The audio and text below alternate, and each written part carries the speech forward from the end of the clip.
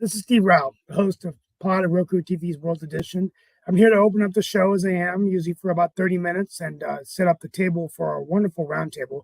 We greet you live on this show, World Edition, where we talk about global affairs, innovation, an increasingly turbulent world, economically, politically.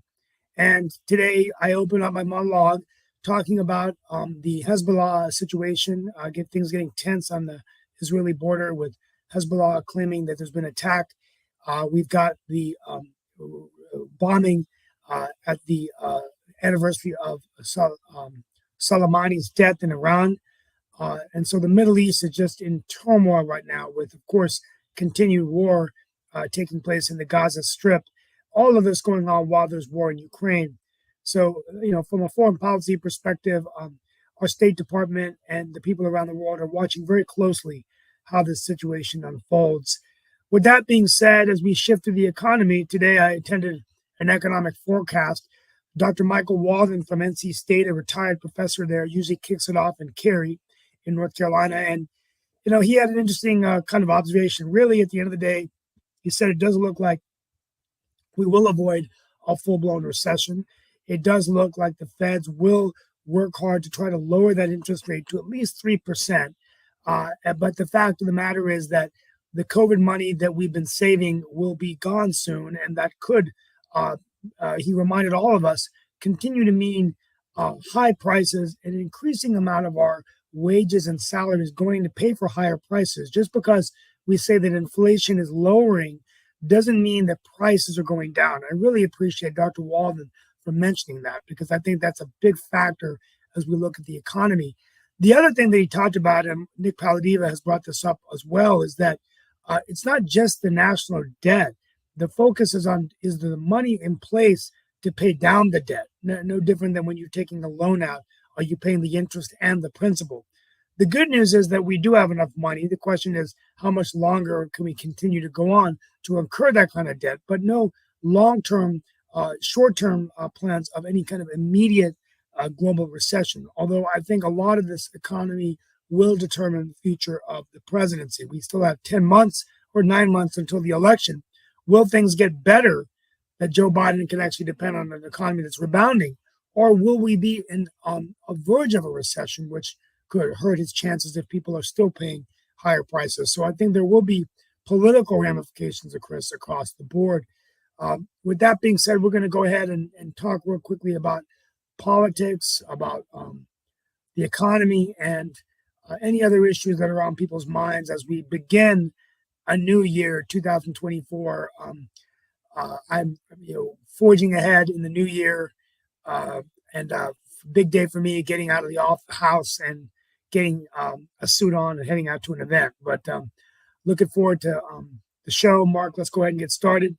And charging my phone, so I wasn't able to cheat and look at my notes, so I was going off my photographic memory. But the main thing is the Soleimani bombing, Hezbollah intensity picking up there. The other thing is the Red Sea, this terrorist organization that's been attacking ships. I think it's called Houthis. So just lots of turmoil, and all of this going on while there's war in Ukraine, and the headlines aren't really picking that up. But, Ukraine had significant attacks by Russia in the last couple of days. So, Steve, it was good. Steve, when you were at the meeting, the economic meeting, was Tom Barkin from the Federal Reserve there? No, that was, I think, yesterday's chamber meeting, and I was actually late. I missed his talk. Really? Okay. I think he was. I'm going to try to get here's something. Okay, Tom Barkin's the chair of the Federal Reserve in Richmond. I'm going to try to get him on his show. The show. Yeah, okay? I got there late, and by the time I got there, I don't do Raleigh so well in the morning. I'm getting lazy in my old age, so I thought it was in the afternoon. I got there for the second half so I could meet people, but I missed Barkin's remarks. So I don't know if they streamed it, but we'll try to see. I've known Tom Barkin for 50 years. Okay, like no kidding. Okay, Tom Barkin lived in Tampa, Florida, and he used to come to my house all the time in Tampa. And my brother, he was in the same class. My brother used to go to his house. He's going to our house. He actually played on the chess team at HB Plant High School. Okay, so then Tom went to Harvard, and then he went on to become chair of the Federal Reserve in Richmond. So I emailed him yesterday because I haven't touched base with him like 40 or 50 years, but I know Tom pretty well. And I'm going to see if I can get him on economics. Yeah. David Walker. Anyway, that's yeah, that'd be great if you could reach out to him. And I missed his talk. Yeah, I mean, I think I'm not hearing a lot of negativity about the economy, but things aren't great.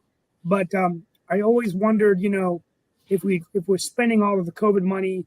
I mean, what was stimulating the economy was, the massive amounts of money that was coming in during the COVID recovery. Then you had the ARP and the Inflation Reduction Act. So you had trillions of dollars. But what they found, what Dr. Walden was saying, that many Americans didn't spend that money. So actually savings went up. But now what you're seeing is an increasing number of people's salaries. So as you have inflation, typically companies will pay you higher salary for cost of living adjustments, but you're still paying a higher percentage of your income for housing. And so in terms of, the industries that might get hit are commercial real estate developers who may get hit hard, right? Anyone in finance. The economic problem, actually, there are solutions to it. So the thing is, it's not really as big as a problem. It's a problem with solutions. Social Security, there's a solution. Medicare is tougher because the healthcare costs keep rising and we don't have any real cost constraints. And I think the real problem in 2024, the elephant in the room that people aren't addressed, and I haven't heard any good solutions, is the 300,000 people that are coming in every month at the border. Okay, that is a lot of people, Steve. I mean, you're talking about 3.6 million people that we know of or think we know of per year coming to the United States to need food, housing, meals, jobs. I mean, this is a major problem. And that's a great point. And real quickly, we're going to go to Rick Rosner, but let me just make a point on that before we go to Rick. Sure. Fareed Zakaria did a really great special just last week, which I'm going to watch again on immigration. And what was interesting is that he really brought up that point. We are at an inflection point with so many illegal migrants coming across the border, but nothing really being done about that. But while we're having that conversation, let's not forget what other nations in the world are doing for skilled immigrants. So, actually a percentage of foreign-born immigrants that are working here in the U.S. is going down now. And Canada's picked up over 250,000 skilled immigrants just in the last couple of years through their law changes, right? And so this is a problem because, America, typically what's made America thrive is the best and brightest coming in. And now we're almost going back to the 1920s policy where we don't want any immigrants coming in. But I'm going to go to Rick Rosner.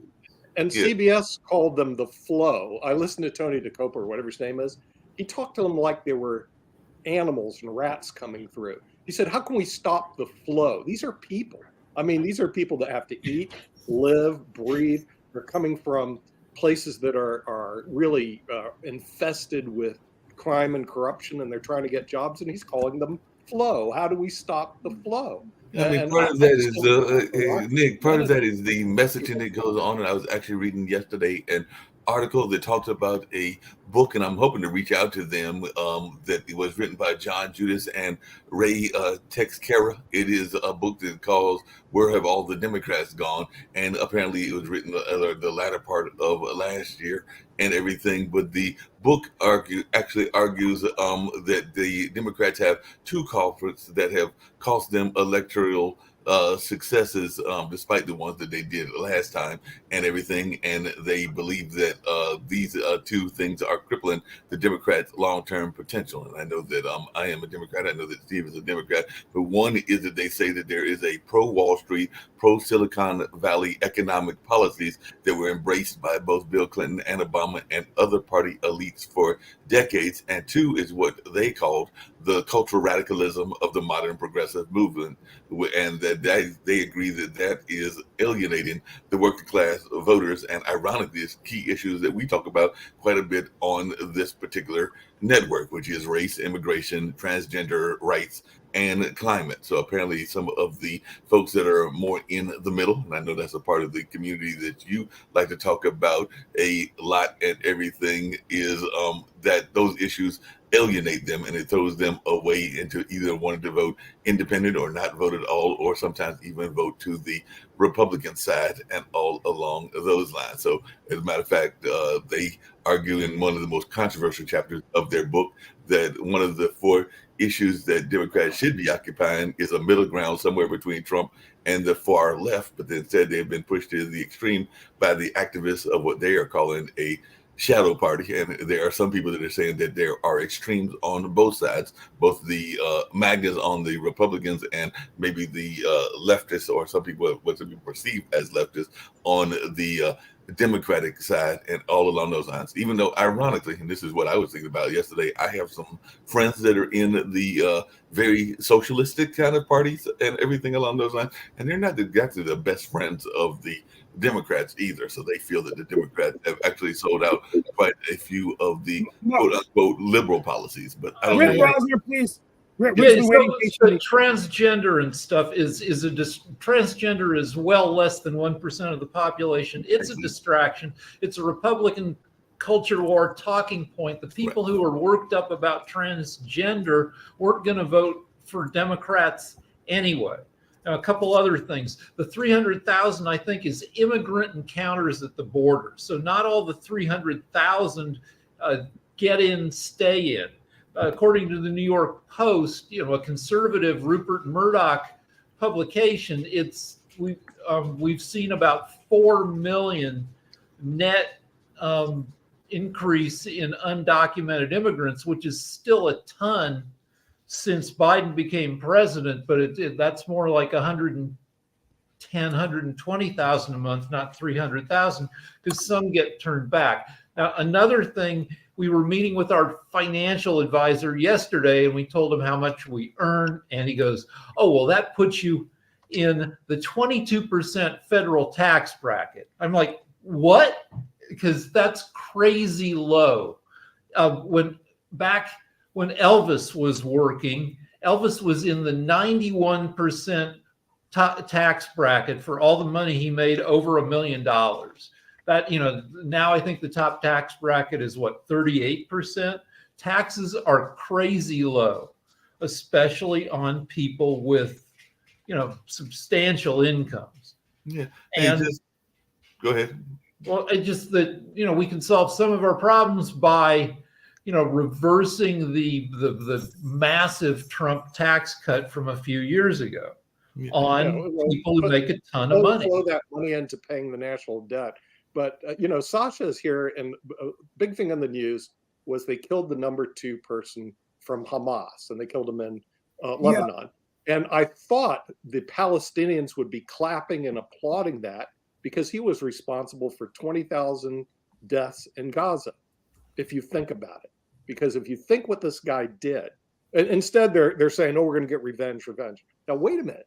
This is the guy that ordered the attack of Hamas to rape, kill, maim, etc., people in Israel, getting a response by Israel of killing 20,000 people in Gaza. So he's responsible for killing over 21,000 people, including Palestinians. And rather than have the Palestinians applaud this guy's death, they say it was bad. Why was this bad? What were the Palestinians thinking? Yes, panel. Yeah, Jacoby, since you're progressive, talk to me. It's not about being progressive. It's honestly about seeing the landscape and what's going on. Yes, taking out of Hamas is a great thing. And what ended up happening on October 7th, yes, Israel has a right to defend, but they also chose how to respond. So we've got to be able to be honest about the situation. Hamas is at fault for what happened on October 7th. Hamas is at fault for starting the war. Hamas is a terrorist organization. Again, the fact that we have to continue to say this is part of the issue of us trying to solve this. Because right now, Hamas didn't bomb the north of Gaza. That was Israel in response to Hamas.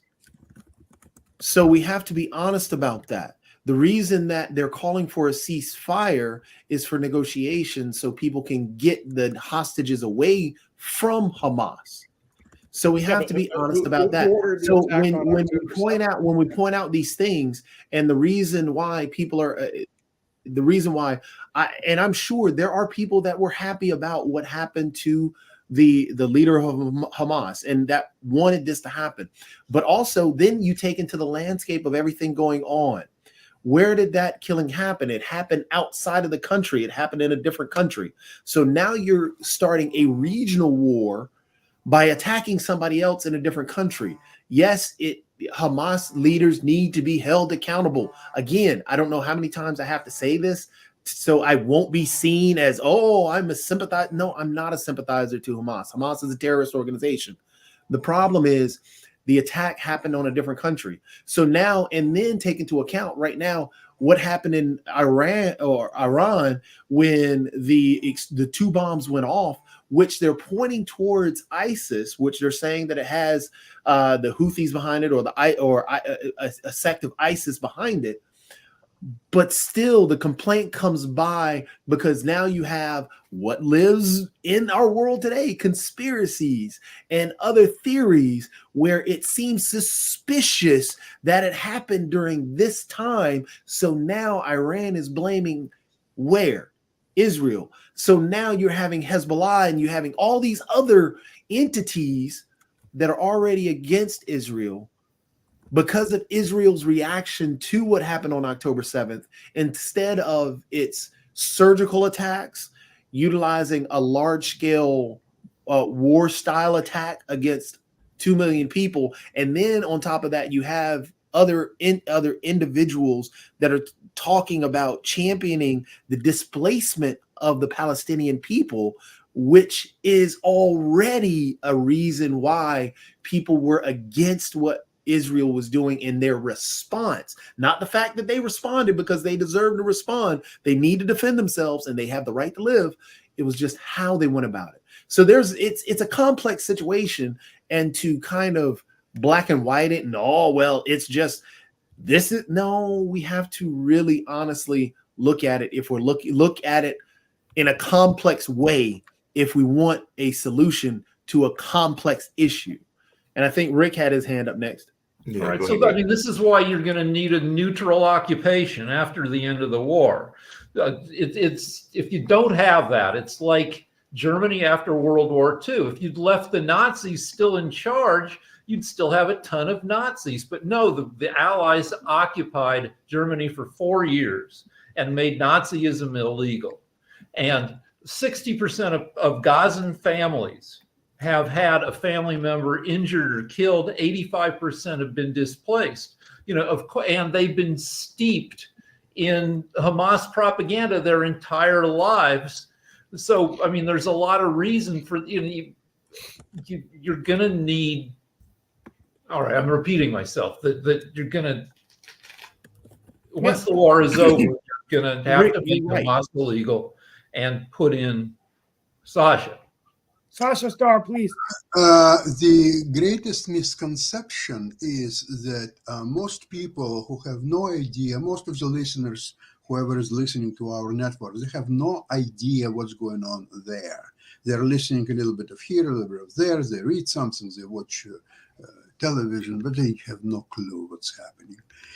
People are comparing at large mostly that, okay, so there are 2 enemies. One is Israel, another one is Hamas, whatever it is.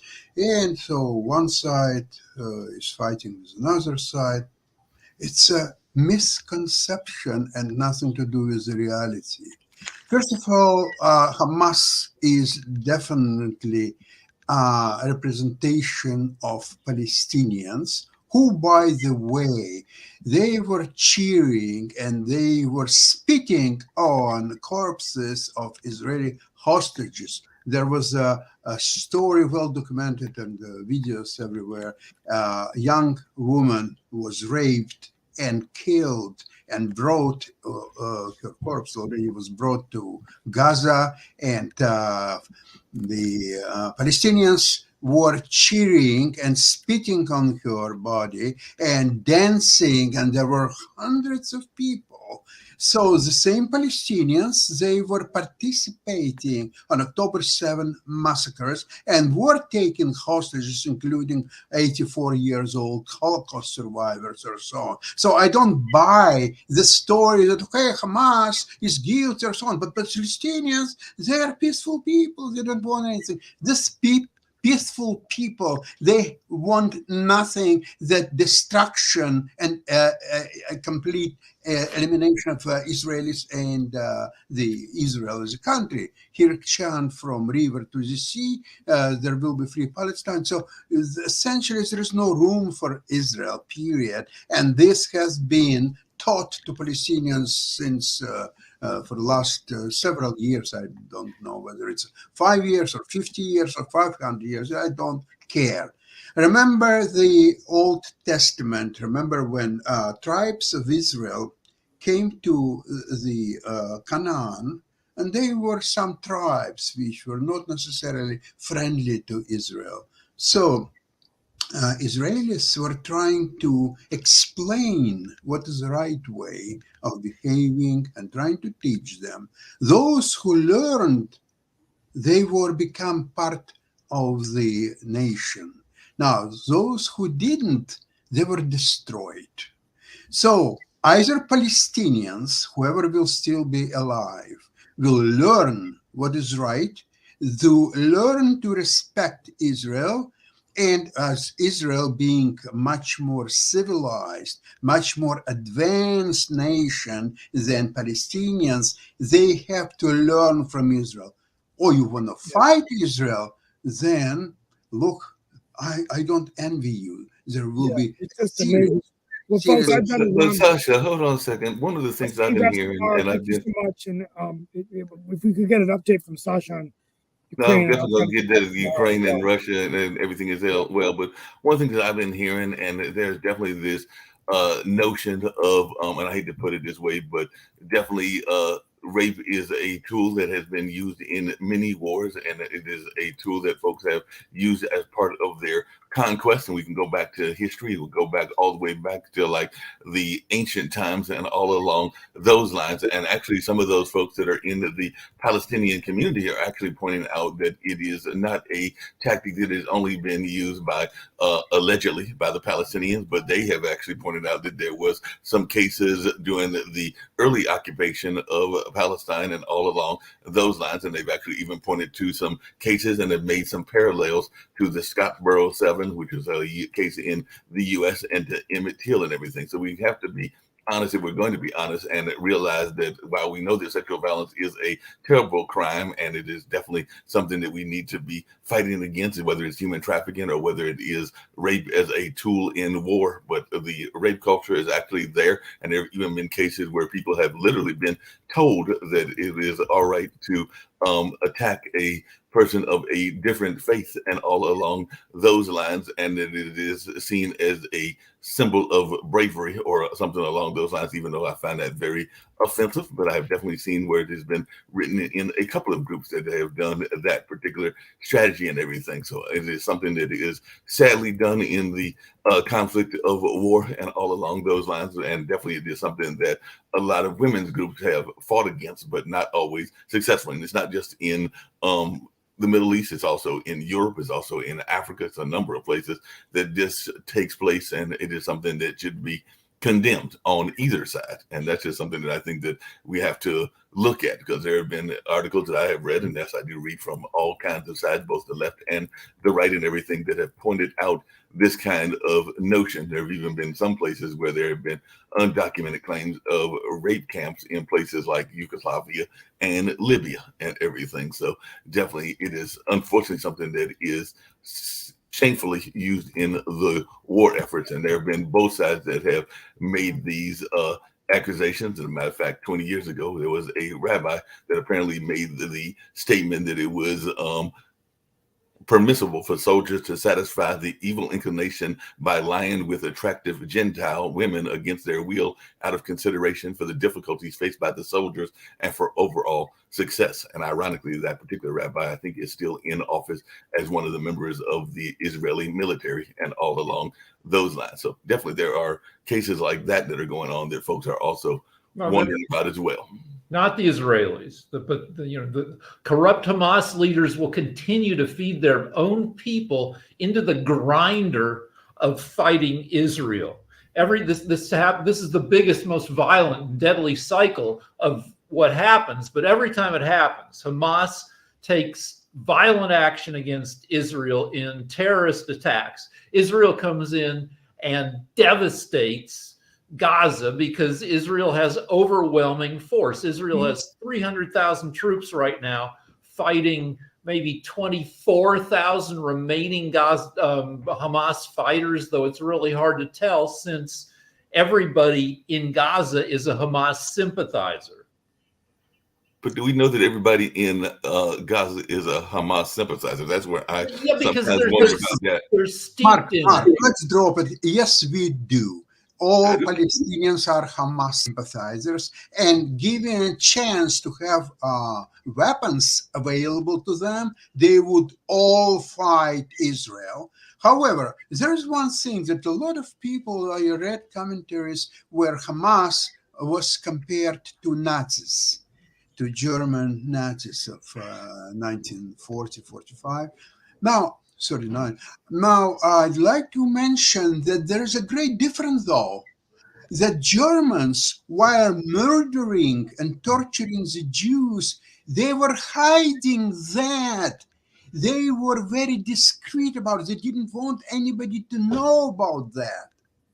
However, the Hamas, the Palestinians, they choose to publicize the fact how many Jews were murdered and the girls raped and children mutilated and so on. They were taking pictures and put them in internet and bragging about that. Look at how many Jews I killed today. Look at how many girls I murdered and tortured and raped and so on. This is a great difference. This is why But Sasha, two things. One, there was social media. Sasha, hold on a second. Two things. One, there was there wasn't as much social media in the time of the Nazis and everything. It doesn't matter. There have been a lot of people that have said there that was those no organizations are there actually was no social fabricated. media, So, but do they you were have concrete hiding proof? that Do the you have best concrete proof ways, that they weren't fabricated? they were hiding even from Sasha, Jews. When they were taking Sasha, Jews to Sasha, it's gas been cameras, pointed out. they were, hold on. This is where They were taking Jews to gas camera, so they were telling them that they are going to put them in another barracks and they are going to introduce them to another a place to work or so on. They were not telling them that we are going to take you to the gas camera and will kill you there. No, they were trying to hide that. And a lot of people, a lot of Germans, they were drinking heavy alcohol in the evening, so try to kind of Mitigate the horror of what they were doing. Yeah.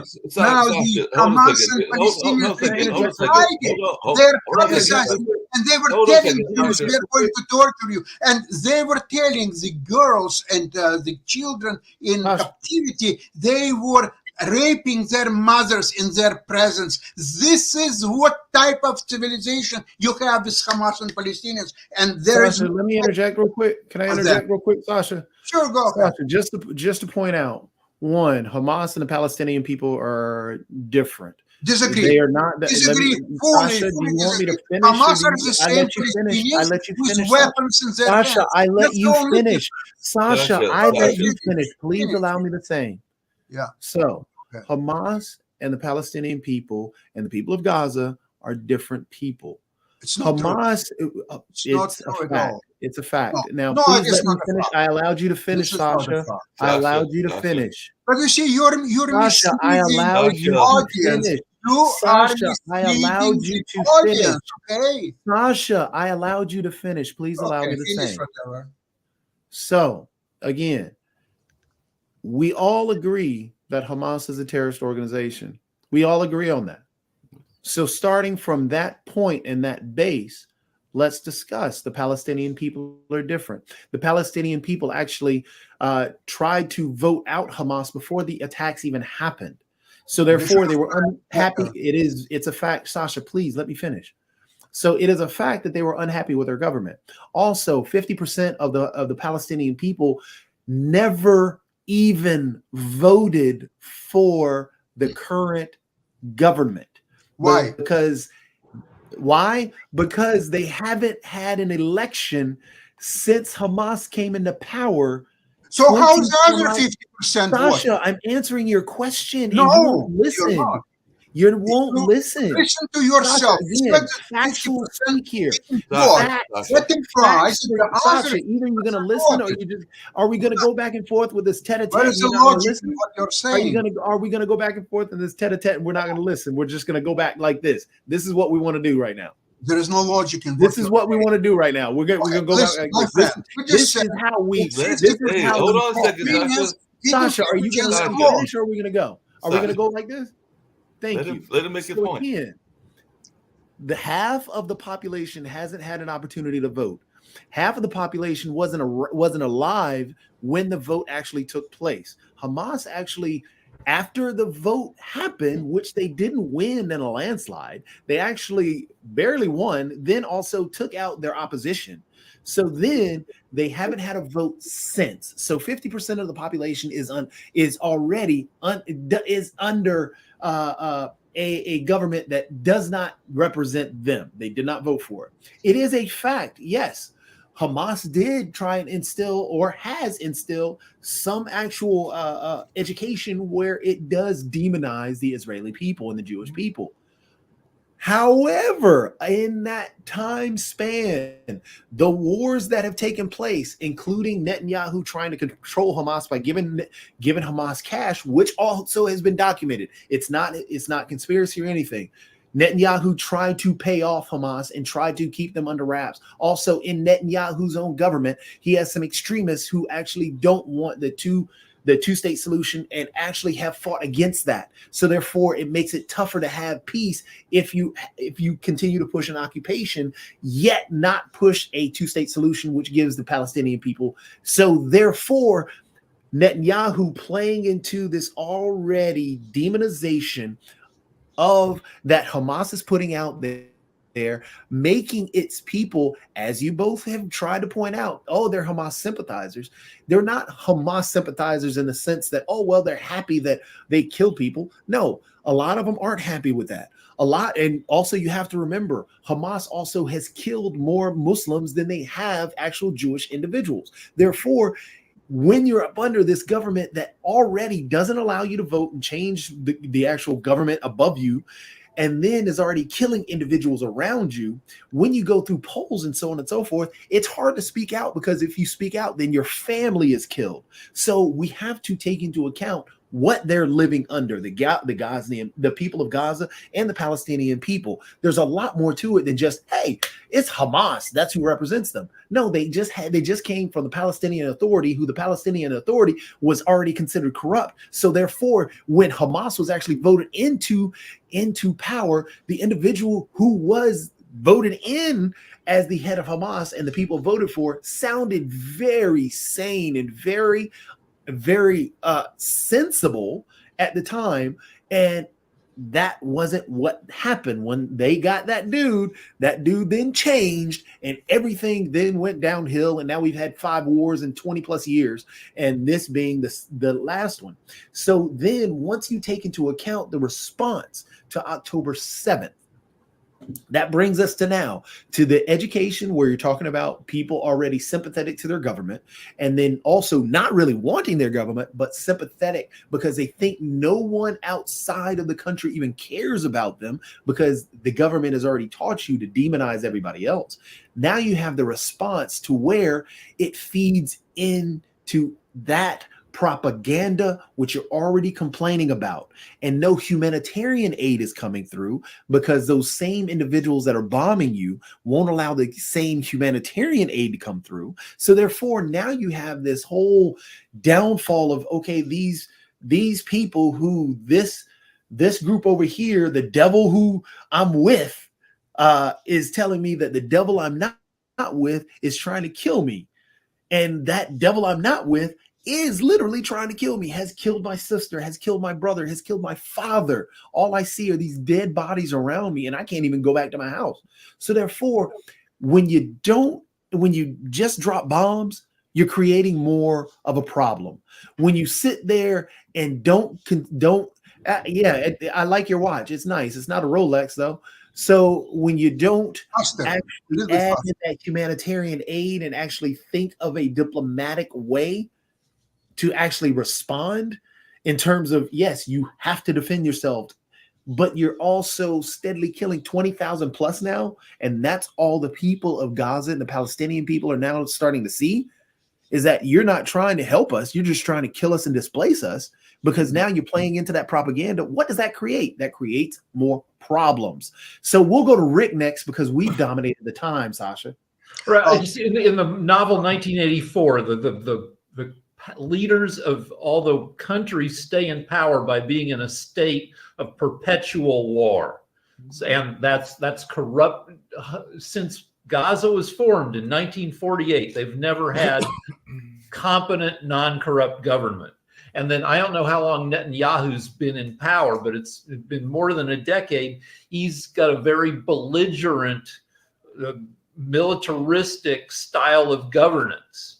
And and he's in political trouble, and so he'll continue the war as long as he can, and then he'll probably lose power, and we can hope for an end of the war in a few months, because there just isn't that much of Gaza to take over, and Israel already owns 2/3 of northern Gaza and probably 1/3 of southern Gaza, and it's just a teeny little place. And then if maybe Netanyahu gets kicked out, maybe there can be like some rebuilding, some more liberal government in Israel that isn't always crushing the crap out of the Palestinians. Hey, Rick, there's a famous phrase, and actually Sasha alluded to it earlier and everything, but actually it's my understanding that the Likud party, which Netanyahu is part of and everything, uses a similar slogan, because they have, as part of their charter, between the sea and the Jordan, there will only be Israeli sovereignty, and all along those lines. So that sounds very much like... Yeah, I mean, then you get into what happens on the West Bank, which is the eastern side of Israel, where MAGA-like settlers Israeli settlers are driving the Palestinians out of the West Bank. And there was a quote last year that was made and everything, and it was actually got somebody in trouble. I'm going to recite the quote and everything, but if you hear it, it's actually a calling for peace between Israel and Palestine. But it actually got the person in London in trouble. What you had for a long time. Back to McDonald says, he said, we won't rest until we have justice, until all people, Israelis and Palestinians, between the river and the sea, can live in peaceful liberty. What you've had for a long time is neither the Israeli leadership nor the Palestinian leadership really wants peace. Just to actually add in, because Adam is asking for a solution. He doesn't believe that we have an idea towards a solution. And yeah, honestly, Adam, I could easily answer that. I would love to answer that. I would love for the panel and all of us to think of solutions, because we all know, we all have ideas of the problem, and it'd be fun to answer Adam's question. So I'll take a stab at it first. And people think that it is like a Shangri-La, or kind of like a fantasy and everything, because of the history and everything along those lines. And maybe it is, but I'm also a fan of Imagine and some other kind of songs that are very fanciful and all along those lines. But I actually still think that it is possible. I've seen it in countries that were divided in Africa, and countries that were divided in Asia that did not like each other, that they can actually create two countries that can coincide with each other and all along those lines. So I am not one of those people that believes that the two-state solution is impossible and all along those lines. That's just me personally, and there may be others that disagree and think that it is something that can never happen in this day and time or ever in our society. But I actually am one of those people that think that if efforts are made, and if you have peacekeeping efforts, and if there are ways to maintain it, that it is possible for there to be a Palestinian nation and the country of Israel, and that they can peacefully coexist. Like I said, there may be some that think that is next to impossible and will never happen, but I choose not to believe that. Okay, well, the thing is that that's for Ghazi. I mean, let's get real. Earlier, when this happened, October 7th, I made a statement, and you can go back and look at the recording, that Israel's going to invade. They're going to level Gaza. Okay, And guess what happened? Israel invaded the level of Gaza. I'm going to make another statement rather than listen to all this garbage that comes out of the panel. What's going to happen is Israel's going to occupy Gaza at least for the next decade. Watch. So it doesn't matter what you guys say here on the panel. That is what's going to happen. It didn't matter what you guys say here on the panel. Israel invaded Gaza and leveled it. But hold on a second. But they actually pulled back their troops, and they're now focusing on the South. So they've actually said they are having a tactic. Something that the United States can make a Nick, difference. just to point out on the border and stop discussing this. You have no influence. Has no influence. Just to interject real quick. Going to occupy the Gaza Strip. And Nick, this is discuss our own problem. Nick, the immigration. just to interject, what you have said about Israel occupying Gaza, just to interject about you saying Israel occupying Gaza is also the reason why that war at this moment is starting to expand. Too bad. Hey, Jacoby, not too bad. That the more and the reason Nick, hold on a second. Nick and Jacoby, hold on a second. Hold on a second. Nick and Jacoby, I got a question. Hold on a second. Nick, I've got a question for you then. If that is the strategy that works the best, hold on a second. Nick, if that is the strategy that works the best, by your logic, if that is the strategy that works the best, and you say we have a problem on the border, are you suggesting that we in the United States? I didn't say it was logical. I didn't say it was right. I didn't say it was wrong. I was just telling you this is what's going to happen. Hold on a second. Nick, you're stating your point multiple times. Yes, nobody is arguing. Yes, Sasha, what's your point? My point is, Nick, I would like to correct you, though. There is no such thing as occupation of Gaza. Gaza is Israel's territory. Israel won 6 days war, and nobody ever canceled the results of 6 days war. It's the same as the West Bank and Gaza. This is all proper Israeli's territory. Israel gave up the Sinai Peninsula to Egypt. Okay, so that's one thing. And I agree with you, Sasha. Gaza, it never gave to anybody. I think that so owns Gaza. I think what we need to do is look at humanity. Israel must manage its own territory, and it really fails. Getting involved in putting our nose into. So I just think that we need to stop butting our nose into other people's business and let it ride its course. And the same with Russia. We need to just let it ride its course and take care of our own for a while. Get Absolutely our country back in shape. And you guys can sit here and argue all you want, but nothing's going to get done unless we, get out there and make a point of saying something about it. And we and not just here, but, go where we need to say something. But we've got other problems we need to be taken care of. And these wars have been going on for hundreds of years. And if they want to kill each other and commit genocide against each other, that's fine with me. But we've got our own issues here in our own country where we're being accused of, being anti-Semitic because we're sharing a point of view. It's not hatred. It's not against another person, but it's just our point of view, and with Miss Gay that got forced to step down, if she plagiarized, fine. But I don't think the way she handled the situations on campus were in error. She was sitting back. Nobody got hurt. My God, you know what I think needs to happen? Every time there's a bully incident in every school, they should fire every principal and teacher. How about that solution? You know what? Nobody got hurt on those campuses. People were just using their words. And you know what? Using your words is a good thing. Communicating how you really feel. Maybe you'll find the solution. Maybe you'll learn. Maybe you'll learn that Jewish don't really want to kill Palestinians. They really just want to live in peace together. Or maybe you'll learn that they really do want to kill Palestinians in our country. You don't know until you communicate it. And sometimes that communication comes out in a little bit of hate because you were taught one way. You know what? And I talk to a lot of people who feel that we don't communicate enough. And then when you do communicate, you get fired. But she didn't say anything rude or nasty or negative about a race or a religion. She just didn't act fast enough for some of the people. But you know what? Not one person Not one person was hurt in any of those protests or any of the rallies. And as long as they're doing peaceful protests and rallies and saying their voice, which is our freedom, then she should have never been forced to step down for that reason. Now, stepping down for plagiarism, that's between her and the university. Yes, Rick. All right, so 2 points. One is the money we spend to help Ukraine is very cost effective. 90% of it goes to American arms manufacturers.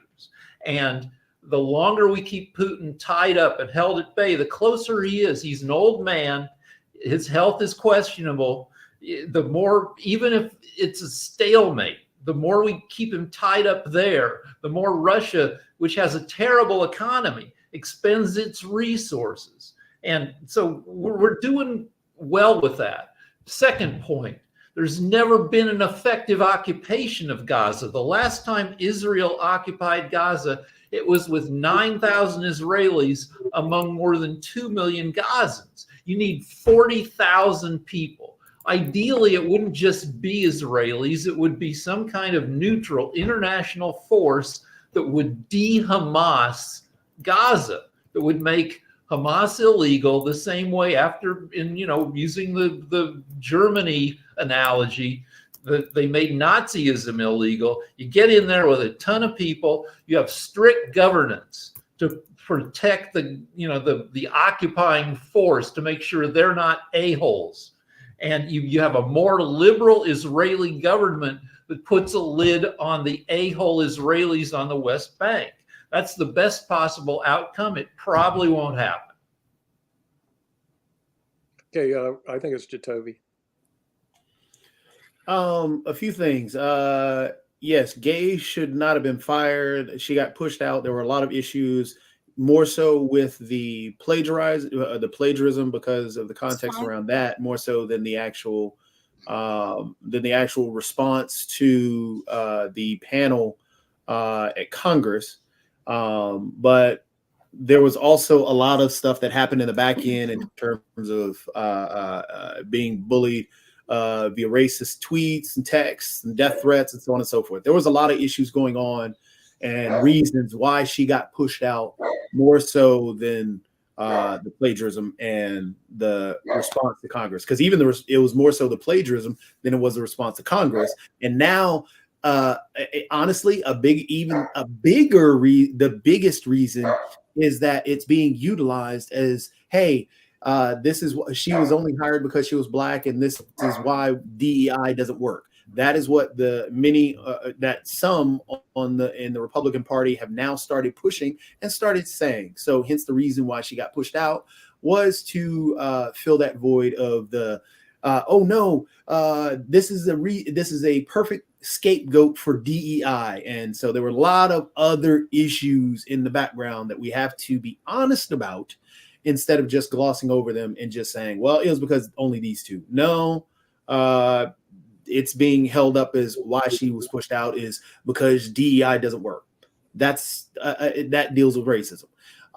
In terms of just letting things play out in other areas, we can't do that because one, it is wrong of us because of the ports themselves. We are a global economy. For example, $12.1 billion go in and out of one port out of the Israel area. Then you have Ukraine, which is $6 billion in trade, which, they also supply a lot of the grain coming into the U.S. So allowing that to play out doesn't work, because then you have, if a genocide happens, if Israel if we just let it happen and Israel does as Nick said is going on, demolishes all of Gaza and displaces all the people of Gaza, and then moves on to the West Bank, and then kills all those individuals, and then pushes all those individuals out. As you can see, Adam in the chat talking about DEI is trash. That his issue with DEI deals with racism and all the other stuff. So Adam isn't even listening to that. But getting back to the Israel and Ukraine, if you let this play out and the two smaller countries get pushed away, and we won't have trade with those areas, because then you're going to have a regional war breakout, because those Arab nations are already going to respond to what Israel has done if they do displace everybody. So to get back to the point of what is a good solution and what we have to focus on in terms of fixing that situation, is a two-state solution is not out of question. Then we got to get corporations involved in actually building up that area through corporations and through businesses that can actually increase the economy, not only in the West Bank and Gaza, but also Israel, and we also have to do like Rick said, in terms of pointing out that we need a non-partisan or a government basically a transitional government that is not an occupation, because Israel cannot occupy Palestine, because that is part of the issue. And the reason the war is breaking out constantly in the first place is because there has been a war between those two countries over that land in the first place. And right now with Israel and there's a problem with the Palestinian people complaining, and the people of Gaza and the West Bank, is that Israel is this occupation. It is all documented. Nothing that I'm seeing is not factual. But in terms of, yes, there has to be a transitional government where it has to be nonpartisan. It cannot be a part of Israel, and it has to be something that the Arab nations are able to agree on. Egypt and Qatar would be great to get involved, to go ahead and help build that transitional government. Then yes, as Rick talked about, you have to get rid of the demonization of the Israelis and the Jewish individuals. And then later in the years, and hopefully Palestine, the Palestinian people and the people of West Bank can create their own nation. But also corporations have to be involved, because the more money's there, the less a war is going to break out, because these corporations are actually going to be protected. Money speaks. Money is power. No matter how we want to, avoid the situation, if money is there, a lot of these wars don't break out. There's a solution, Adam. There's a ton of money available to rebuild Gaza. All the other countries in the Mideast are happy to kick in some money to keep the problems of Gaza in Gaza. You just need, as Jacoby says, neutral governance. Now, Gay isn't the first president of Harvard to get kicked out for BS reasons. 30 years ago, Larry Summers, a white guy, was kicked out for saying that the bell curve of talent among women is narrower than the bell curve for guys. That is, Larry Summers said that there are more male geniuses and more male morons than there are female geniuses and morons. And people went crazy about that and kicked him out. It's a dumb thing to have said. Did he deserve to lose his job? I don't know. It's first was found by Johns Hopkins University, and I've used that in an article, Why Men Are Better Chess Players Than Women. And about Jatovi, earlier comments, I would like to ask him a question. What Palestinians are supplying to United States or West or East or North or South, anywhere? What are they supplying except hatred, except anti-Semitism, against war and tragedies and killings and rapes and so on? What are they supplying to the world? I know you asked it, Toby, but I'm gonna answer for him, because there are Palestinians that have actually been in government that have actually done stuff that is not anti-Semitic. We actually have a leader here in Durham, Nida Alam, that is Palestinian. I would argue that there are some on the national level that are definitely involved. There are some that are owning stores in the various places. There are Palestinian restaurants. There are Palestinian businesses, though there are definitely some Palestinian that have things around the society. And one of the things that happens on this network quite too often,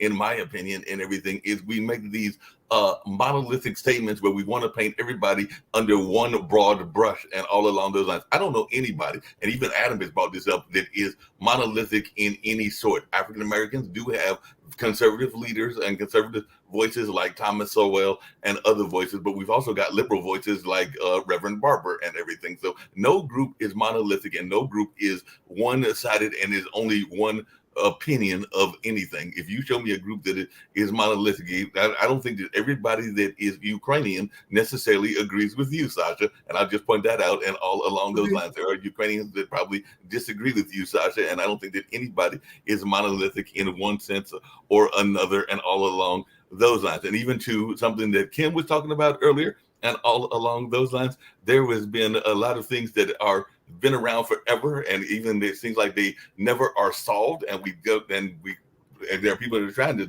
solve those things. I sent Leading Roads, and I might have sent it to Jatovia earlier, and I tried to send it to other people on the panel as well. Some articles that I wrote some 40 years ago. One of them dealt with a Crime Stopper and whether that was a legitimate way to fight against crime. And that was one of my first journalism jobs and all in that space. And there are some people that are now thinking that Crime Stopper is irrelevant, and that some of the issues that I brought up in that article, that it is the reason that it is not effective, and all along those lines. And there was another article that I wrote that brought up the health contrast, which is still there, unfortunately, because apparently some of the issues that we talk about, including around wealth disparity, and some of the disparities that go on were in one of those articles that I also wrote, because I was talking about even the health disparities, which I know Jatovia knows and everything, because there are some serious health disparities that I wrote about in 1986. This is 2024. So we're talking about almost 40 years ago, and those disparities still exist, where African-American women are actually